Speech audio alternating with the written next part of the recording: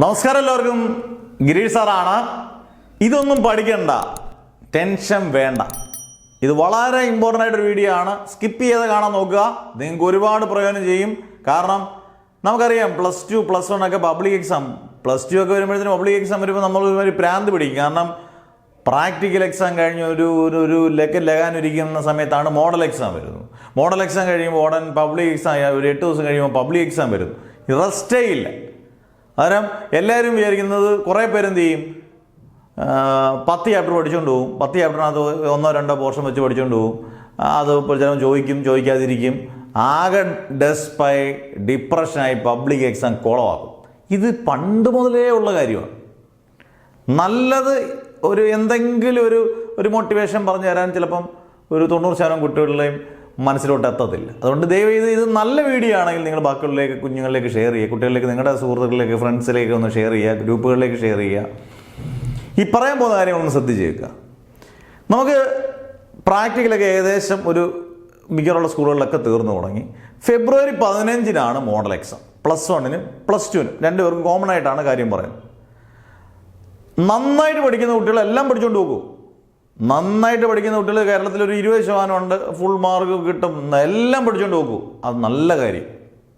ഇനി ഒന്നും പഠിക്കാത്ത കുട്ടികളാണ് ഇതിനകത്തൊരു 60% പേര്. ഒന്നും പഠിക്കാത്ത പേരിന് വേണ്ടി എന്തെങ്കിലും പഠിച്ചേക്കുന്ന 60-70% പേർക്ക് ഈ വീഡിയോ ഒരുപാട് ഉപകാരപ്പെടും.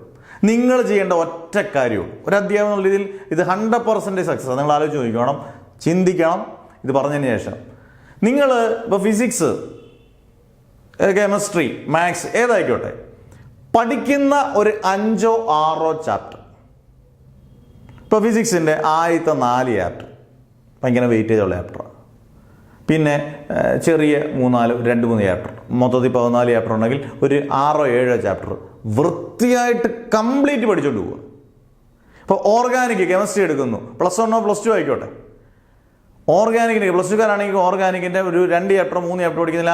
3 ചാപ്റ്റർ എന്ത് ചെയ്യണം? കംപ്ലീറ്റ് പഠിക്കണം. അതിൻ്റെ കാരണം ഞാൻ പറഞ്ഞുതരാം.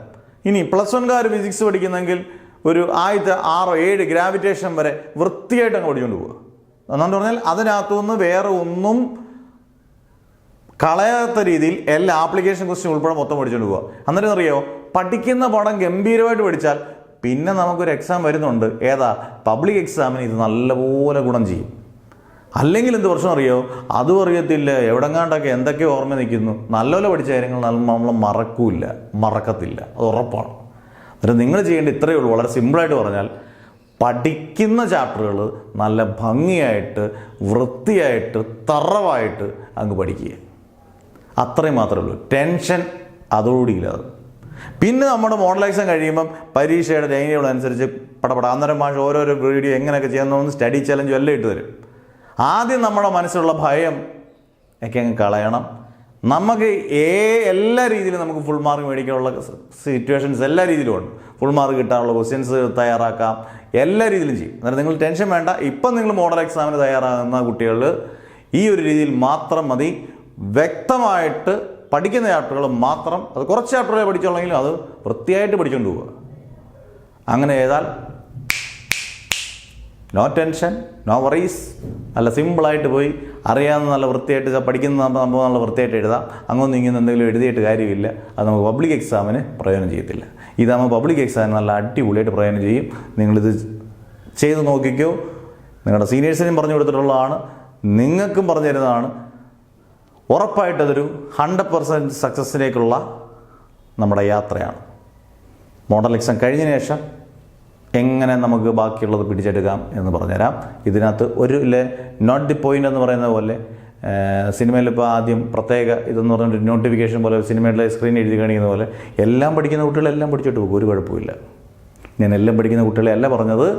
ഒരു 60% 70% ഒന്നും നോക്കാത്ത കുട്ടികളെ, ചാപ്റ്ററിൻ്റെ പേര് പോലും അറിയാത്ത കുട്ടികൾ ഇത് ചെയ്യുന്നത് ബെസ്റ്റ്. അന്നേരം അടുത്ത വീഡിയോ ആയിട്ട് എത്രയും പെട്ടെന്ന് വരും. ക്ലാസ്സുകളും എല്ലാം ഇമ്പോർട്ടൻറ്റ് ക്വസ്റ്റ്യൻസുമായിട്ട് എല്ലാം വരും. കാത്തിരിക്കുക. സബ്സ്ക്രൈബ് ചെയ്യാൻ മറക്കരുത്. വീഡിയോ കണ്ട് ഇഷ്ടപ്പെട്ടാൽ ബാക്കിയുള്ളവർക്ക് ഷെയർ ചെയ്യുക. Never ever give up.